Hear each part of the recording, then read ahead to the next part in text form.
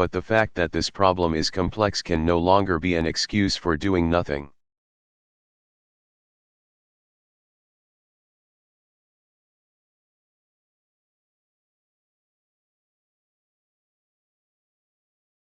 The fact that we can't prevent every act of violence doesn't mean we can't steadily reduce the violence.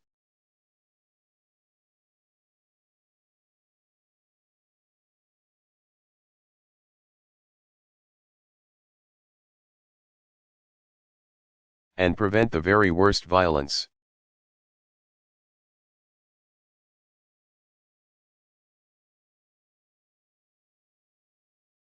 That's why I've asked the Vice President to lead an effort that includes members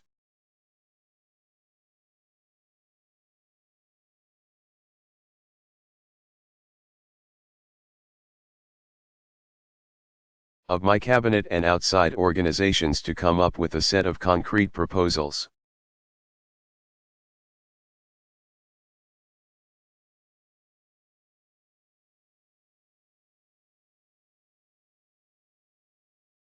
No later than January, proposals that I then intend to push without delay.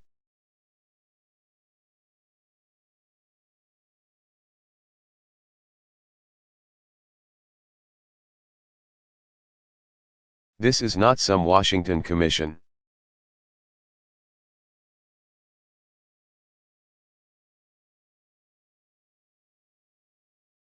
This is not something where folks are going to be studying the issue for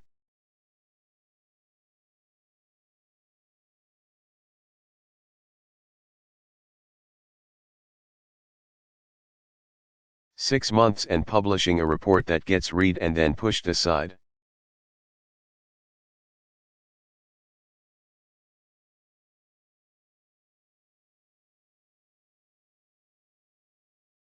This is a team that has a very specific task, to pull together real reforms right now.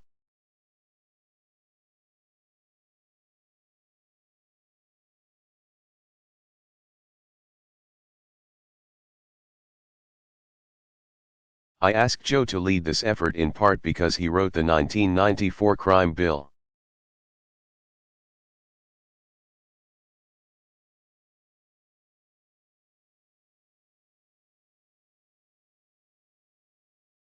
That helped law enforcement bring down the rate of violent crime in this country.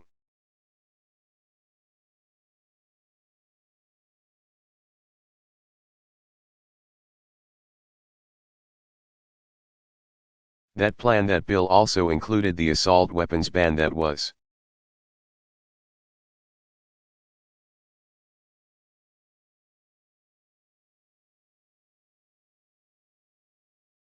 publicly supported at the time by former presidents including Ronald Reagan.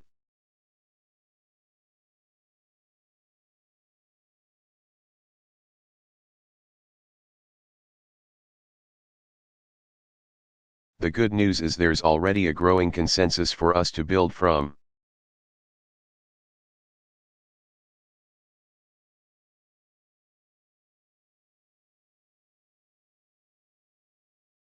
A majority of Americans support banning the sale of military-style assault weapons.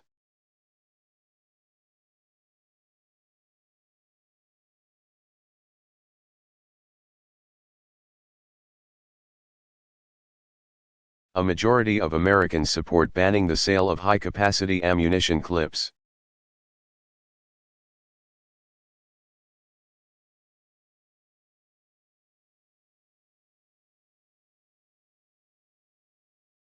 A majority of Americans support laws requiring background checks before all gun purchases.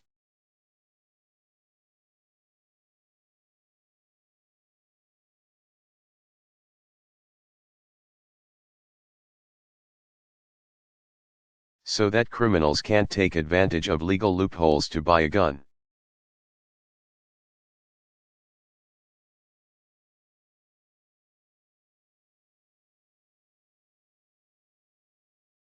From somebody who won't take the responsibility of doing a background check at all.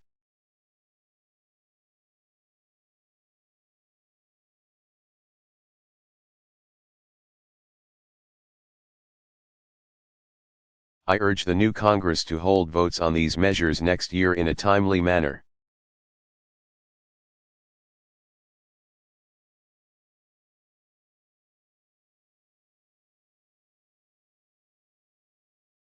And considering Congress hasn't confirmed a director of the Bureau of Alcohol, Tobacco,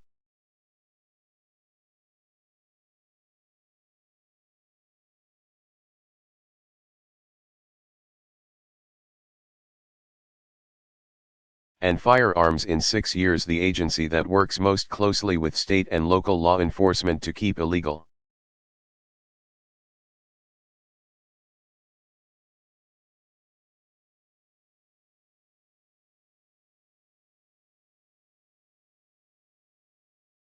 guns out of the hands of criminals. I'd suggest that they make this a priority early in the year.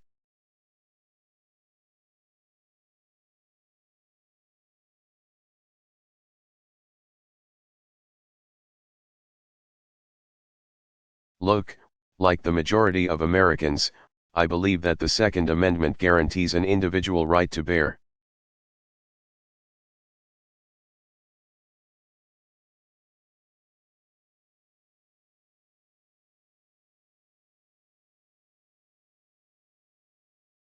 arms. This country has a strong tradition of gun ownership that's been handed down from generation to generation.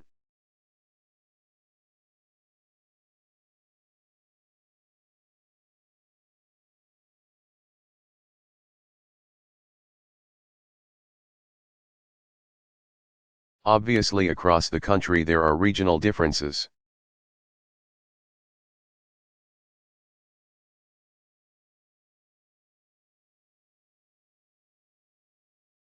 There are differences between how people feel in urban areas and rural areas.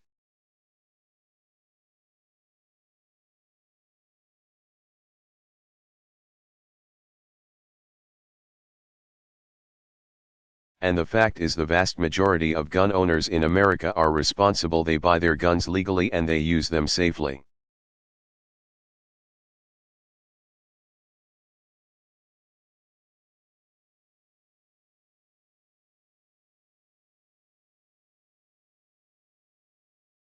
Whether for hunting or sport shooting, collection or protection.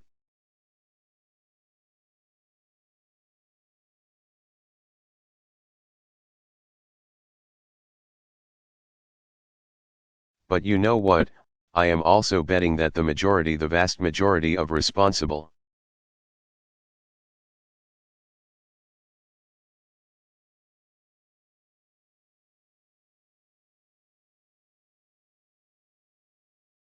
law-abiding gun owners would be some of the first to say that we should be able to keep an irresponsible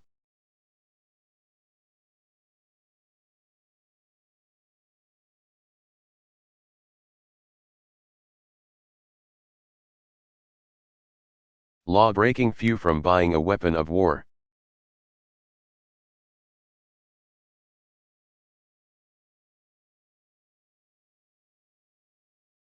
I'm willing to bet that they don't think that using a gun and using common sense are incompatible.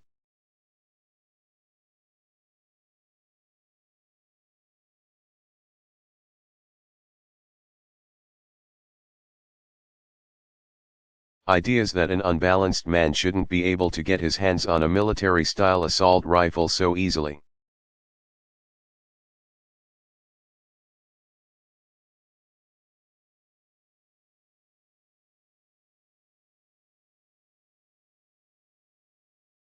That in this age of technology, we should be able to check someone's criminal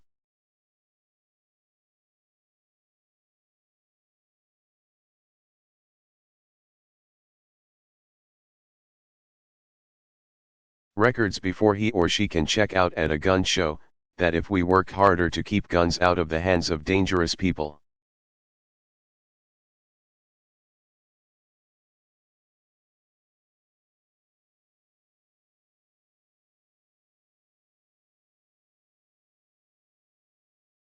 there would be fewer atrocities like the one in Newtown or any of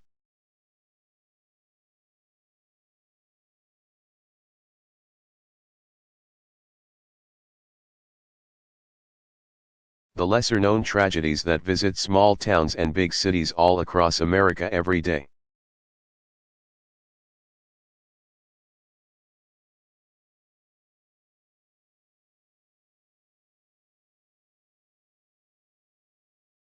Since Friday morning, a police officer was gunned down in Memphis, leaving 4 children without their mother.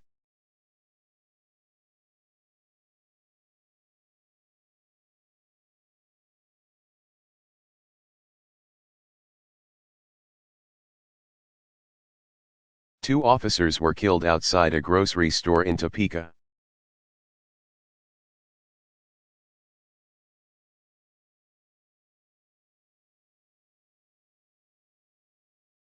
A woman was shot and killed inside a Las Vegas casino. 3 people were shot inside an Alabama hospital.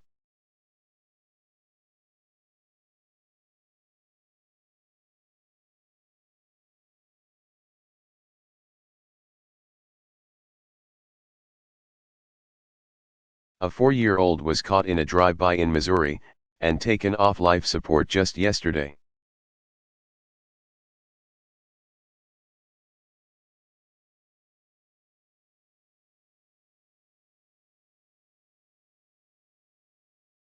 Each one of these Americans was a victim of the everyday gun violence that takes the lives of more than 10.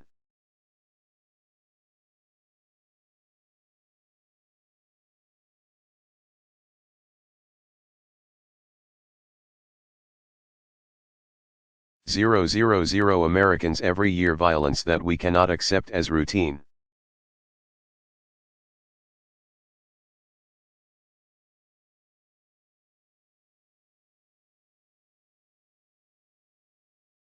So I will use all the powers of this office to help advance efforts aimed at preventing more tragedies like this.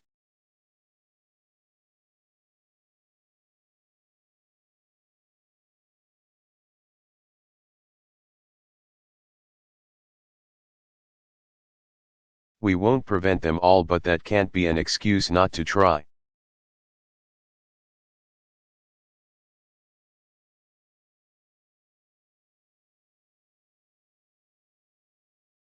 It won't be easy, but that can't be an excuse not to try.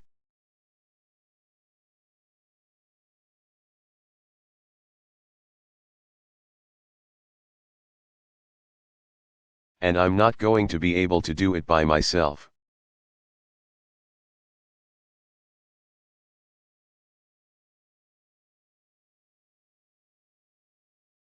Ultimately, if this effort is to succeed, it's going to require the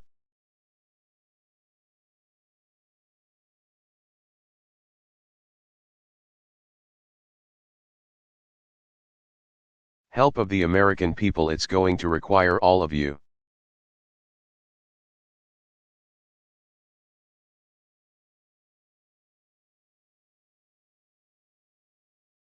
If we're going to change things, it's going to take a wave of Americans, mothers and fathers.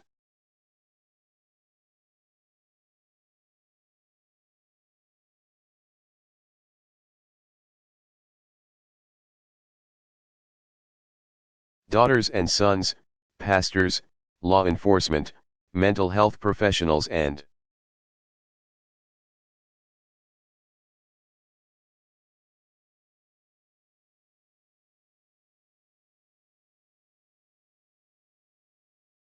yes, gun owners standing up and saying enough on behalf of our kids.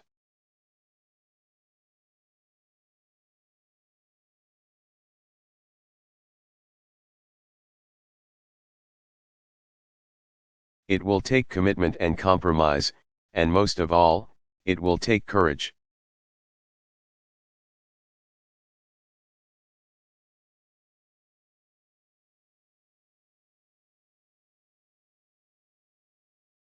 But if those of us who were sent here to serve the public trust can summon even one tiny iota of the courage those teachers,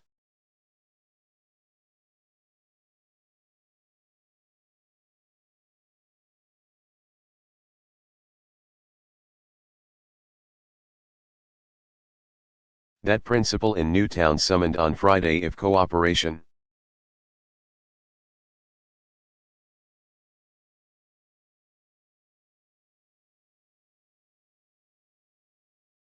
and common sense prevail, then I'm convinced we can make a sensible,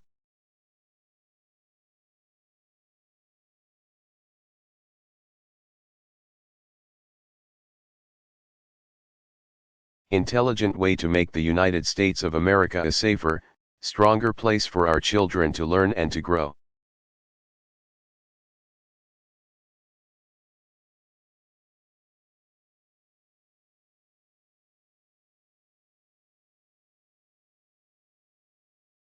Thank you.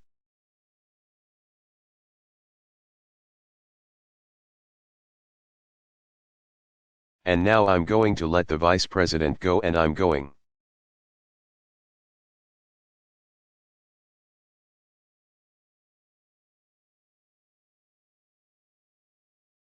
to take a few questions. And I will start with Ben Feller.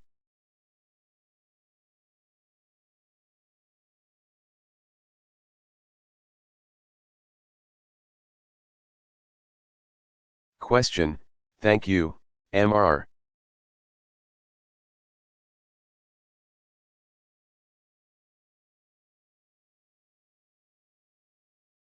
President. I'd like to ask you about the other serious issue consuming this town right now, the fiscal cliff.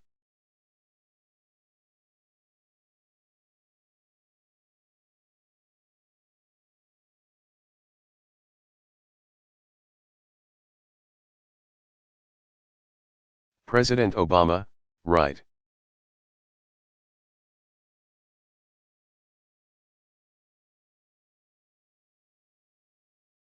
Question: Haven't you betrayed some of the voters who supported you in the election by changing your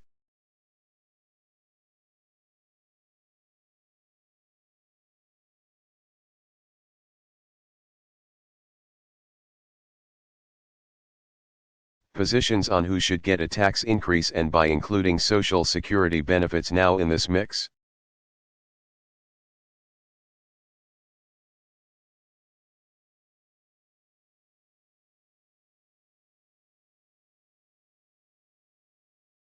And more broadly, there seems to be a deepening sense that negotiations aren't going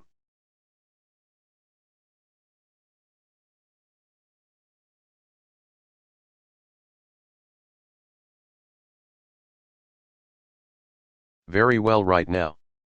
Can you give us a candid update? Are we likely to go over the cliff?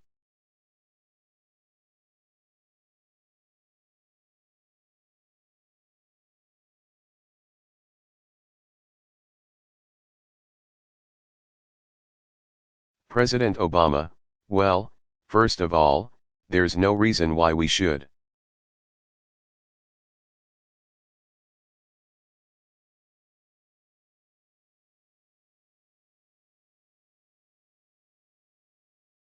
Remember what I said during the campaign.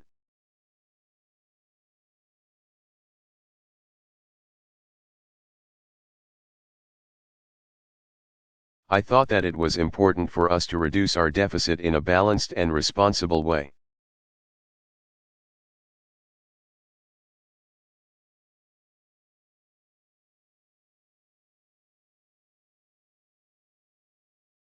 I said it was important for us to make sure that millionaires and billionaires paid their fair share.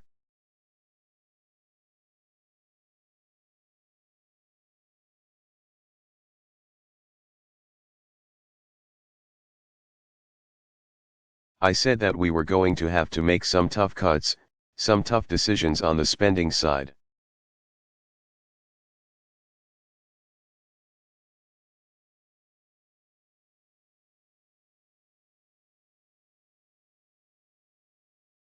But what I wouldn't do was hurt vulnerable families only to pay for a tax cut for somebody like me.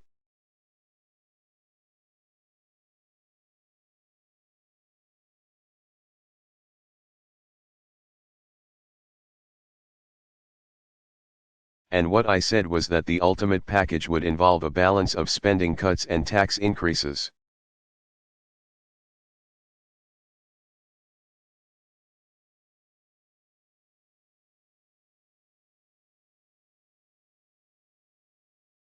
That's exactly what I put forward. What I've said is, is that in order to arrive at a compromise,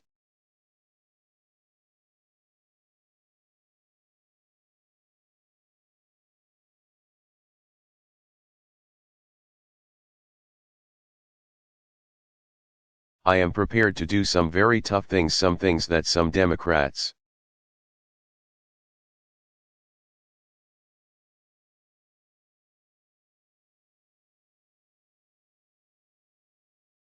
don't want to see, and probably there are a few Republicans who don't want to see either.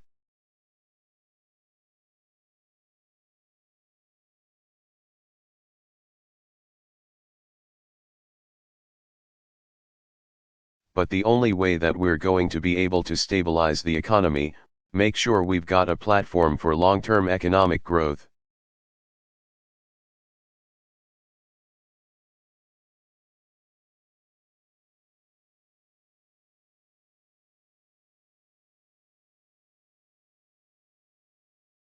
that we get our deficits under control, and we make sure that middle class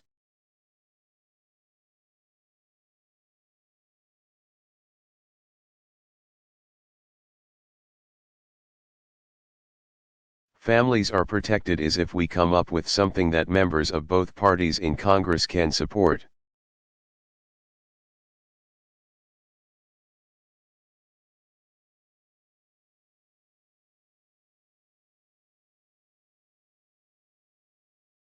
And that's the plan that I put forward. I have gone at least halfway in meeting some of the Republicans' concerns.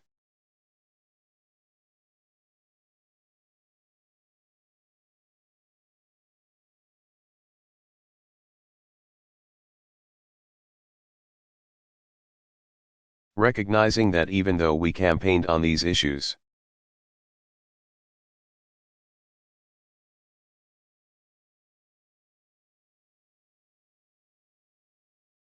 even though the majority of Americans agree with me that we should be raising taxes on the wealthiest few as a means of reducing the deficit,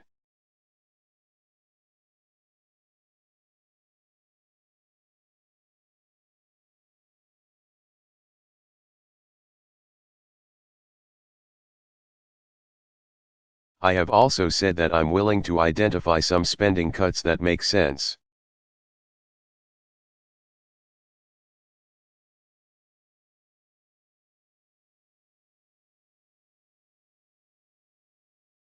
And, frankly, up until about a couple of days ago, if you looked at it,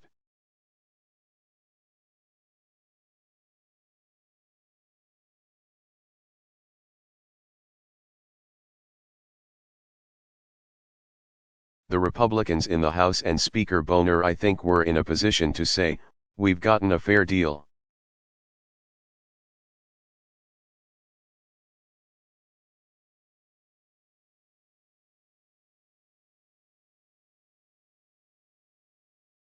The fact that they haven't taken it yet is puzzling, and I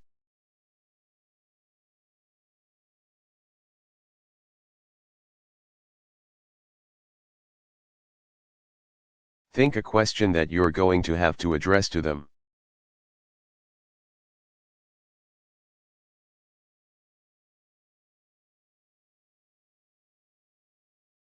I remain optimistic, though, because if you look at what the Speaker has proposed,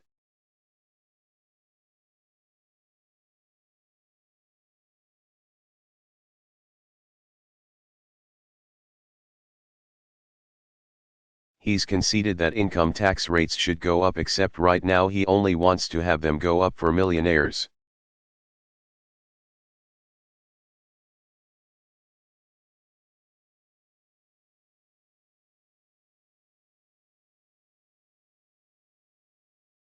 If you're making $900,000, somehow he thinks that you can't afford to pay a little more in taxes.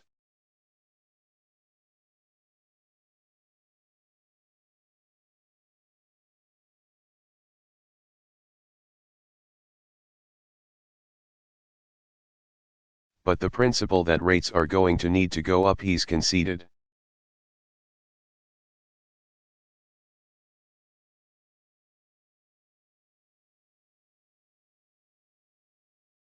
I've said I'm willing to make some cuts.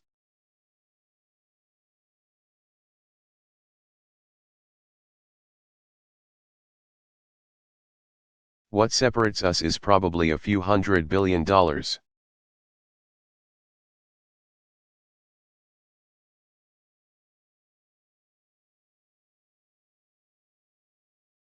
The idea that we would put our economy at risk because you can't bridge that gap doesn't make a lot of sense.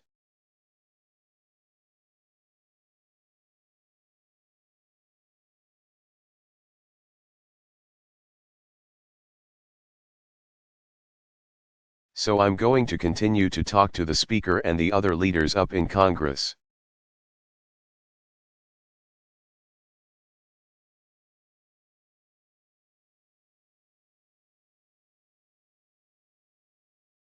But, ultimately, they've got to do their job.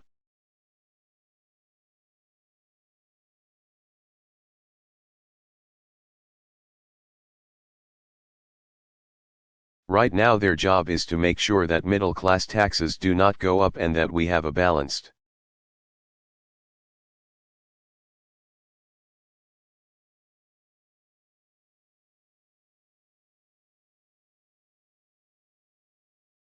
responsible package of deficit reduction.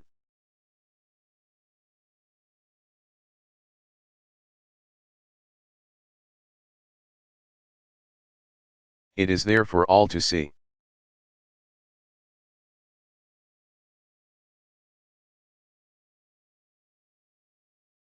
It is a deal that can get done. But it is not going to be. It cannot be done if every side wants 100%.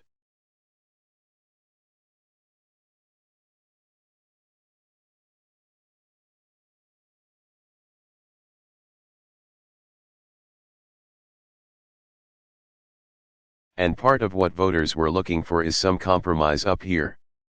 That's what.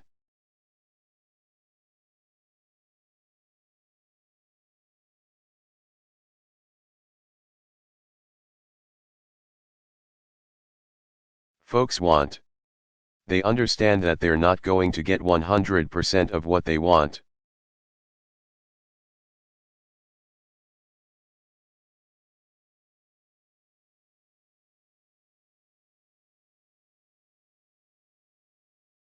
And for some reason, that message has not yet taken up on Capitol Hill.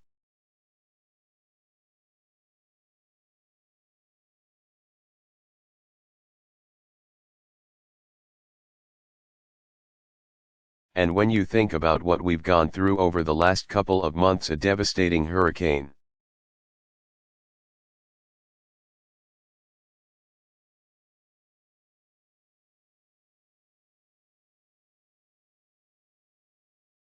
And now one of the worst tragedies in our memory, the country.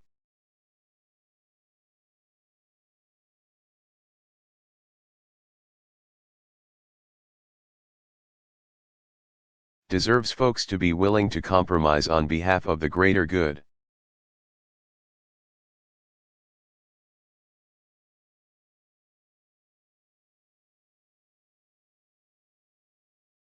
And not tangle themselves up in a whole bunch of ideological positions that don't make much sense.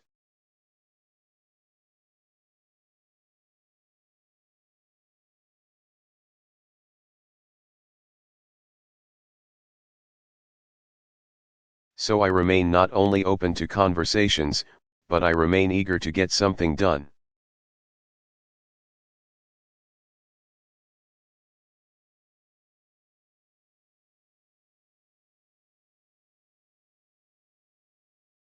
I'd like to get it done before Christmas.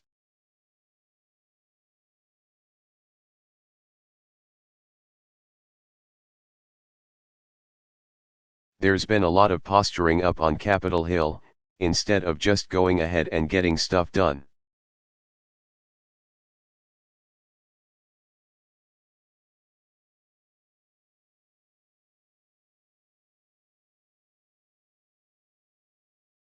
And we've been wasting a lot of time.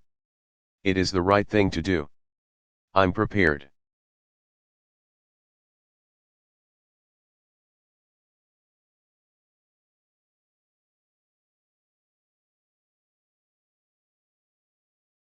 To get it done. But they're going to have to go ahead and make some adjustments.